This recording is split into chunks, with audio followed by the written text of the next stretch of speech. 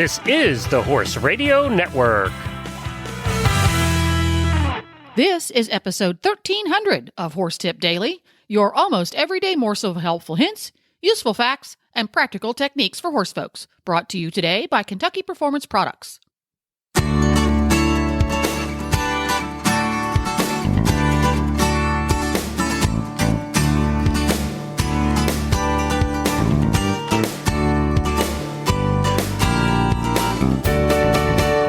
Greetings, horse people. Coach Jen here, and thanks for tuning in to Horse Tip Daily.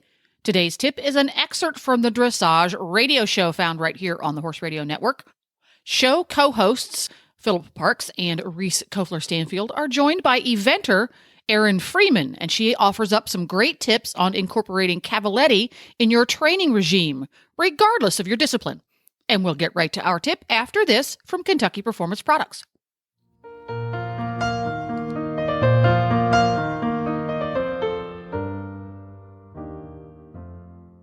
The horse that matters to you matters to Kentucky Performance Products. Are you worried about digestive disorders such as colic, diarrhea, and ulcers making your horse sick?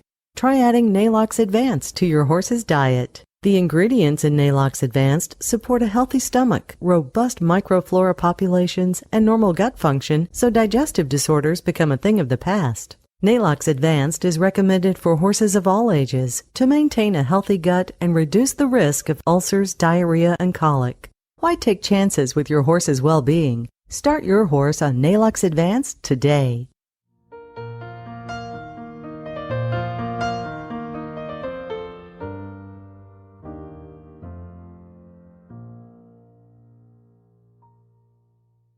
Well, for this week's Total Saddle Fit Tip of the Week, we have Erin Freedman. She is an FEI rider and trainer, but also a 3-star event rider. And she's worked in Germany with Ingrid Klemke, and she is going to go over Cavalettis. Erin, welcome to the show. Thanks for having me. This is a big topic, actually, and we're so happy to have you on because you're going to know exactly what's going on and sort of help us or start us through Cavalettis 101. When do you use them? How do you prepare them? All of that stuff. All right. Well, I think they're excellent. So if you need to break up the dressage routine, they're an excellent source to just give your horse a little bit of break from their daily routine. It also gets them moving super nice and loose through their body, and it's also a form of strength training. So there's so many things, like endless amounts of things you can do with Cavalettis, and learning from Ingrid was just about the coolest thing in the world. She is a master at it, as was her father, and it's so cool to see her in action. And she incorporates them every week into her work, both on the lunge line and off. So the best way to introduce Cavalettis is to start simply with them on the ground, rolled all the way down. So there's so many types out there. I'm just going to go with the basic, the basic Cavaletti that has an X on both sides that has about 3 different heights. Start with them completely on the ground, and if your horse has never gone over, one of the best things to do is just walk them back and forth over it until they're comfortable, and you do that at the trot and at the canter, just getting them super comfortable. And then then you just add them slowly and incorporate it in your workout. And one of my favorite exercises, and this is, like I said, this is a little bit more advanced, but this is something to work up to, is having trot pull Cavalettis on a 20-meter circle and having 3 canter pull Cavalettis on a circle. And they don't even have to be raised for this exercise. You can start with them on the ground and maybe have 4 trot pulls and 3 canter pulls. And like I said, add them one at a time while you get your horse used to it. And it's an amazing exercise. Have the horse trot the trot pulls and then do a transition to canter to do the canter pulls and then back to trot over the trot pulls. And the rideability you get out of that exercise is absolutely phenomenal. I do it with both my horses on the lunge and under saddle and start teaching them from youngsters. And if you ever just need a break from your routine to do some rideability and strength training, that is an excellent exercise. And there's so many different things you can do with it. So, Erin, yep. I was going to ask you about spacing, walk spacing, Yeah. trot spacing, canter spacing. Okay. Yep. So So the way I have learned to measure it is through meters, but you can also translate that into feet. When you are doing canter Cavalettis, and say you have them on a 20-meter circle, then the inside should be 2 meters and the outside should be 3 meters. For me, that's basically 2 big walk steps on the inside and 3 big walk steps on the outside. And then for the trot poles, you want to think about maybe between 1.2 and 1.5 meters in between each trot pole. And again, for me, I do 1 foot in front of the other, and it takes me 5.5 steps. So for a normal person, I would say about 5 steps. Yeah, I think it's about 4. I don't have especially big feet, but I usually try and do about 4. Yeah, and for a guy, I would say 4. Yep. Yeah. So and the walk? that's sorry. Walk. And for walk Cavalettis, then I do about so for me I do 0.9 meters for the walk. And you can, if you want it, say you have a horse that has you want to either lengthen this walk or shorten this walk, you can play with the spacing of those. So make it down to like maybe 0.8 if you need to shorten it up, or grow it to 1 meter if you need to lengthen the walk stride out. But I also, walk Cavalettis are super, say you have a horse that kind of rushes in the walk and gets a little bit quick, put a couple walk Cavalettis in your path to slow them down rather than having to use your reins to slow them down. And it does help a lot. Yeah, no, for sure. No, that's fantastic. So just go over those real quick again. Canter is how many meters? The spacing. Okay, so the canter poles, if you want to have them, so basically 3 meters if they're on a straight line, but if you have them on a 20-meter circle, so that the inside would be closer, the outside would be a little bit further apart, it would be 2 meters on the inside and 3 meters on the outside, which ends up being about two big steps and on the inside, and then 3 big steps on the outside of a human footstep. Perfect. Trot? So for trot, you want them to be around 1.5 meters. So that ends up being about, if you put toe to heel, 5 steps toe to heel. If you have bigger feet, then 4 steps toe to heel, but 1.5 meters in measurement. And then for walk should be about 0.9 meters. And like I said, you can lengthen or shorten that given what you need to do in the exercise. Got it. So when you talk about the height of the Cavalettis, normally, like you said, the Cavalettis have 3 heights. And when do you change the height? I mean, when do you decide like, okay, I'm going to use the middle or the higher section, which for me looks like a jump. I'm just saying. It's kind of jumpy. So I was going to say that definitely depends on you as the rider.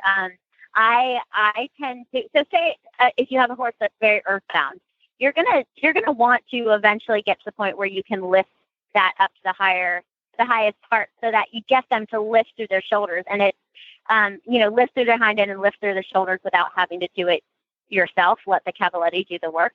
But I do really recommend everyone to start with it completely on the ground, especially if you haven't done it before. And once they're comfortable, you just slowly build, like you would for jumping, just slowly build into the next step. And then to the next step. Now, when you're doing trot poles, most of the time you just say it at the medium. I would say at the medium height, like either the lowest or the medium height. The canter poles are really fun when you put them all the way up. So there's more jump in the canter.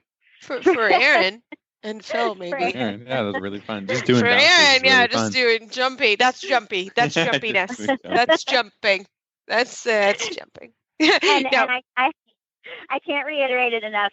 It's an exercise to get your horse to move through their body stronger and confident. So if the height frightens you as a rider, definitely start it lower so that you don't end up pulling on your horse and, getting all worried, because that would defeat the purpose of the exercise. Because you really want the horse to kind of do the work and figure it out.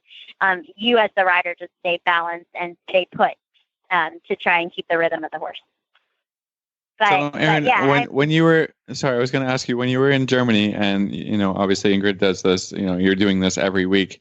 Was there any kind of surprising results that you got from horses that you were riding, or any experiences from what you saw that was like, oh, I didn't know that just doing Cavalettis would fix this or solve that? Was there any of those experiences that you could relate to us? Yeah, absolutely. So one thing is how happy it made the horses. They loved it. So it ended up being a really fun day. I saw it change horses' flying changes drastically.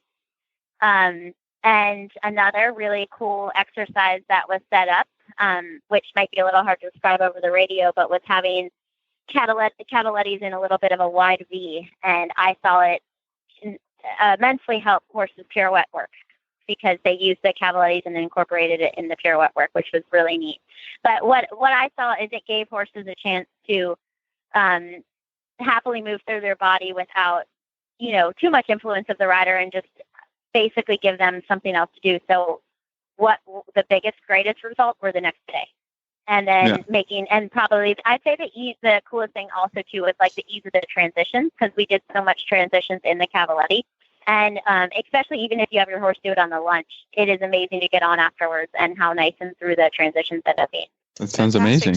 So, Erin, if you were just to kind of give somebody a kind of a fun beginner exercise, like, okay, tomorrow we're going to go out and and let's say the horse already knows how to go over poles. So we've gotten through that stage. Give us one or two exercises that we could use. All right. Does the rider go through poles too, or just the horse? Yeah, the rider goes through poles. Yeah, rider can go through poles. And everybody's horse can go good. through poles. Yeah, everybody can go over. Yes, maybe not jump, but over. Okay. So, yeah, what would be a fun exercise? So, honestly, what I would simply do is I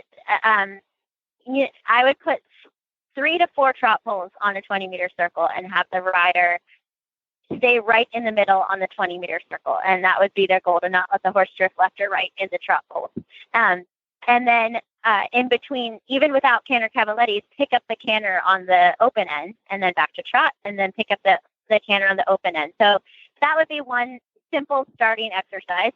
And do that with the trot poles on the ground. Like, you don't even have to have them raised. But so that's one. Another one that I love, even for my dressage horses, is just simply set a rail like down the long side. Set a rail and set them, you can do anything. You can do 24 feet apart. You can do 36 feet apart, and then canter through them and see if you can change the striding by collecting them or making them lengthen, and see if you can just get them to open and close their canter and kind of play a game with yourself and count. Can I get 4 strides? Can I get 5? Can I get 6?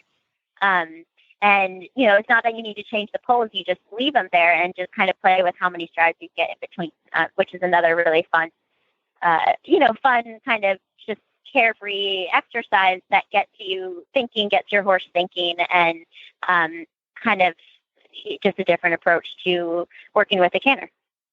I love it. That is so cool. Well, Erin, thank you so much for coming on the show tonight and talking to us about Cavalettis. This has been a huge question, and you are just the perfect person to answer it. So how can our listeners find you online? They can find me via email, which is ebfreedman@gmail.com, and then on Facebook under Erin Brooke Freedman or EBF Sport Horses. I have a Facebook page for my business as well, and I have a website that is ebfsporthorseswordpress.com. Well, there you have it. You can find links to today's guests as well as lots more tips at horsetipdaily.com. This podcast was made possible through the generous support of Kentucky Performance Products and listeners like you. Learn how you can help support Horse Radio Network programming and qualify for auditors-only perks by going to horsetipdaily.com and clicking on the Become an Auditor banner. This is Coach Jen, and I'll be back again soon with another tip. So until then, go ride your horse. The Horse Radio Network and the Horse Radio Network hosts are not responsible for statements made by guests on the Horse Tip Daily. Please use your own judgment when listening to the tips on this show.